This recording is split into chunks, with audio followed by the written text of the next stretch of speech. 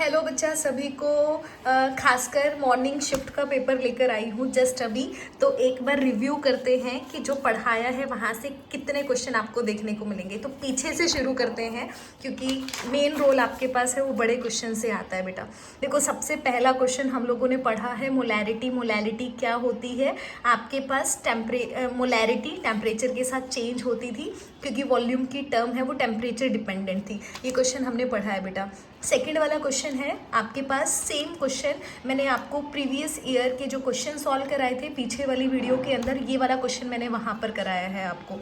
अगला देखो 33 का ए पार्ट, इसमें हमने अलग अलग से सॉल्व करी हैं। PCL 5 की शेप हमने पढ़ी थी, IF 5 की हमने पढ़ी थी। सेम क्वेश्चन आपके पास आया है। ये वाला क्वेश्चन अभी रिसेंटली नहीं कराया है, लास्ट ईयर मैंने ये वाला क्वेश्चन कराया था, ठीक है। तो अगर मैं सी क्वेश्चन की बात करूँ, सी क्वेश्चन भी हम लोगों ने कल पढ़ा है। डी क्वेश्चन है डिट्टो सेम क्वेश्चन हम लोगों ने कल पढ़ा था। आपके पास ई क्वेश्चन है, ये भी हमने सैम्पल पेपर के अंदर सॉल्व करा है बेटा। एफ वाला क्वेश्चन है डायरेक्ट हमने नहीं पढ़ा था, अगर आपने थोड़ा सा ध्यान दिया होगा हमने AlCl3 change in consent hybridisation का जो आपके पास टॉपिक था, क्वेश्चन था, AlCl3 आपका चेंज हो रहा है AlCl4 के अंदर। तो वहाँ पे हमने AlCl3 और AlCl4 दोनों की हाइब्रिडाइजेशन पढ़ी थी। मतलब ये क्वेश्चन भी हम लोगों ने पढ़ रखा है, ठीक है। ClF3 आपके पास है, सारी की सारी शेप हमने पढ़ी है। तो इसका मतलब 5 नंबर ऊपर वाले बेटा, 5 नंबर ये दोनों क्वेश्चन आप लोगों ने पढ़े हैं। 10 नंबर तो आपके यहीं से हो गए, ठीक है। यहाँ पर देखो अगला 32, ये वाला मैंने आपको एवोगैड्रोज ला कल नहीं बोला था पढ़ने के लिए, 2 ला बोले थे, इसको छोड़ दो। अगला क्वेश्चन देखो बेटा, ऑक्सीजन की परसेंटेज है, मास परसेंटेज का क्वेश्चन हमने पढ़ा है, ठीक है। अगला है कैलकुलेट द मास, ये वाला क्वेश्चन एज इट इज़ हम लोगों ने करा है। तो ये दोनों क्वेश्चन भी आपके एज इट इज़ कराए हुए आए हैं। ऊपर देखो, ऊपर वाले में हेजनबर्ग अनसर्टेनिटी प्रिंसिपल की डेफिनेशन मैंने कराई थी और ये वाला क्वेश्चन बेटा मैंने एज इट इज़ सॉल्व करवाया है, ठीक है। और n की स्मॉलेस्ट वैल्यू हमने D और G के लिए पढ़ी थी। D और G का अगर आपको करना आता है तो बेटा H का भी अगला आपके पास हो जाएगा। तो ये वाला क्वेश्चन भी आप लोगों ने पढ़ा है। मतलब 15 के 15 नंबर सेक्शन E से हमने हर क्वेश्चन को सॉल्व करा है बेटा। बहुत बहुत बढ़िया, मुझे बहुत खुशी हो रही है। आप लोग पेपर देकर आए हैं, आप बताना कि आपको पेपर देखकर कैसा महसूस हुआ, ठीक है।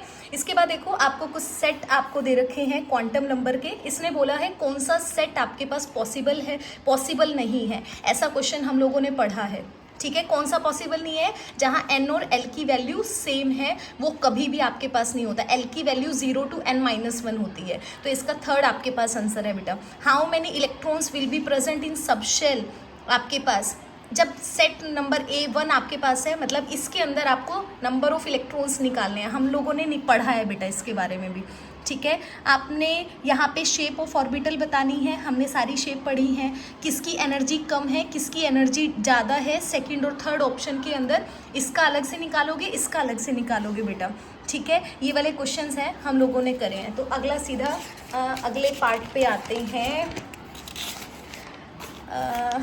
यहाँ देखो भाई क्वांटम नंबर का था, ऊपर वाला पैराग्राफ देखो आपके पास 30th, इसमें भी देखो बच्चा आपके पास ये बेसिकली केस बेस्ड स्टडी आपके पास क्वेश्चन है। देखो इलेक्ट्रॉन गेन एंथैल्पी, इलेक्ट्रोनेगेटिविटी में डिफरेंस हमने आयनाइजेशन और इलेक्ट्रॉन गेन एंथैल्पी में बोला था, लेकिन मैंने आपको बोला था कि तीनों आपको अच्छे से पढ़ने हैं, तीनों में से एक आपसे पक्का पूछता है। तो यहाँ पे इलेक्ट्रोनेगेटिविटी और इलेक्ट्रॉन गेन एंथैल्पी पूछा है। ये क्वेश्चन हम लोगों ने पढ़ा था बेटा। Second, electron gain enthalpy oxygen की पॉजिटिव होती है, ठीक है। सेम क्वेश्चन है। हेलोजेंस की नेगेटिव होती है, ये क्वेश्चन भी पढ़ा है। फ्लोरीन की कम नेगेटिव होती है क्लोरीन से, ये क्वेश्चन भी पढ़ा है। मतलब एज इट इज़ पेपर है अगर आप थोड़ा सा ध्यान से देखोगे बेटा। यहाँ पर देखो फर्स्ट क्वेश्चन है, ये हमने पढ़ा है। सेकंड वाला मैंने आपको एज इट इज़ वाला नहीं कराया है, ये थोड़ा सा चेंज आया है। आज मैं आपको पेपर सॉल्व करवाऊँगी घर जाके। तो अब आते हैं क्वेश्चन नंबर 28 पर। पहले 24 देखो बेटा। इम्पेरिकल फॉर्मूला आपके पास है, मॉलिकुलर फॉर्मूला। मैंने आपको कहा था इम्पेरिकल फॉर्मूला मास या लिमिटिंग वाला क्वेश्चन है, वहाँ से बड़ा क्वेश्चन आएगा। तो 3 नंबर के अंदर क्वेश्चन है एज इट इज़। ये देखो कैटायन का साइज छोटा होता है, ये हमने पढ़ा है। फर्स्ट आयनाइजेशन एंथैल्पी नाइट्रोजन की ज़्यादा होती है, सेम क्वेश्चन हमने पढ़ा है। रिएक्टिविटी हमने पढ़ी है, इनके इवन इसके लिए हमने रिएक्टिविटी भी पढ़ी है, इनकी इलेक्ट्रॉन गेन एंथैल्पी भी पढ़ी है, आयनाइजेशन एनर्जी, इन सब का ऑर्डर बेटा हमने पढ़ा था। ठीक है, क्वेश्चन नंबर 26 देखो, सेम हमने करा है CR का CrO5 के अंदर। पहला क्वेश्चन ऑक्सीडेशन नंबर का यही मैंने आपको कराया था। बैलेंसिंग इक्वेशन मैंने आज सुबह ही आपको बताई है किस तरह से होएगा। ठीक है, PCl5 के अंदर हाइब्रिडाइजेशन सेम क्वेश्चन पढ़ा है कि क्यों आप एक्सियल बॉन्ड है वो लंबा होता है आपके पास इक्विटोरियल से, सेम क्वेश्चन है बेटा। इधर देखो MOT के ऊपर O नेगेटिव और O2 पॉजिटिव, मैंने बार बार बोला था O2 positive, O2 negative, O2 negative आपके पास। ठीक है, इन चारों का बहुत इंपॉर्टेंट है। तो ये भी क्वेश्चन एज इट इज़ है, मतलब सी जो सेक्शन है आपके पास, D और E सेक्शन है वो एज इट इज़ आ रखे हैं बेटा। देखो सिग्निफिकेंट फिगर मैंने आपको बोला था पक्का क्वेश्चन मिलेगा। नॉर्मली 1 मार्क के अंदर क्वेश्चन आपसे देता है, यहाँ पर 3 आपसे पूछ लिए हैं। ठीक है, यहाँ देखो कॉपर सेम क्वेश्चन हम लोगों ने पढ़ा है बेटा। Even same 3 mole of ethane के अंदर ही हमने number of mole of carbon भी पढ़ा था और हाइड्रोजन भी पढ़ा था। तो 23rd क्वेश्चन भी एज इट इज़ है। नीचे देखो आपके पास वॉल्यूम नीडेड सेम क्वेश्चन हमने पढ़ा है, लेकिन वैल्यूज़ वहाँ पर डिफरेंट थी। ठीक है, 22nd क्वेश्चन देखो बेटा, इसमें देखो ये वाला क्वेश्चन हमने नहीं पढ़ा। हमने जो क्वेश्चन पढ़ा था वहाँ पर थ्रेशोल्ड फ्रीक्वेंसी आपको निकालनी थी, इसमें भी फ्रीक्वेंसी ही पूछा है बेटा।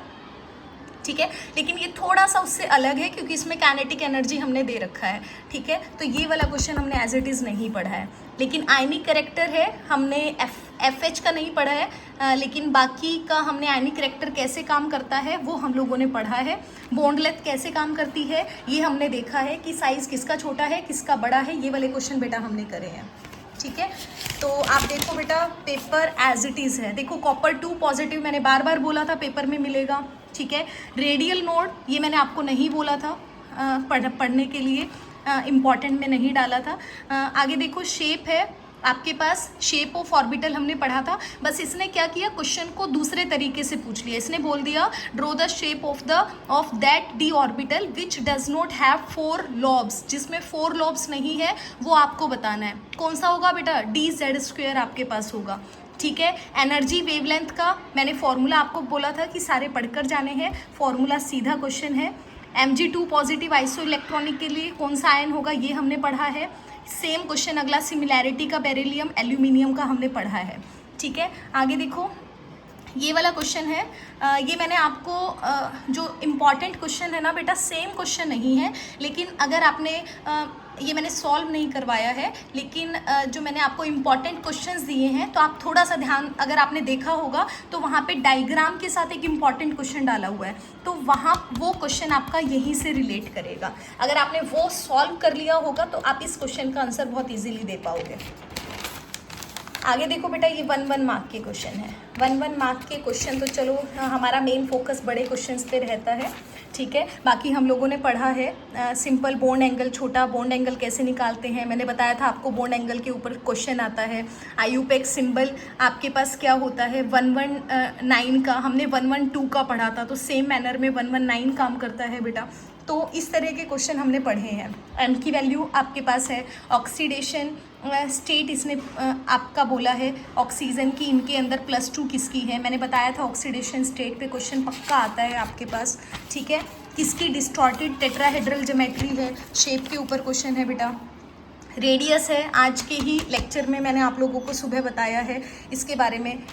ये सिंपल मोल कंसेप्ट के ऊपर क्वेश्चन है। कहने का मतलब है मैक्सिमम क्वेश्चन करवाए हुए हैं बेटा जो हमने कल पढ़े हैं। आई होप आपका पेपर अच्छा गया हो, मुझे कमेंट बॉक्स में कमेंट करके ज़रूर बताना। अब इवनिंग का रिव्यू करेंगे, आज 2 बजे पेपर है, देखते हैं क्या रहता है।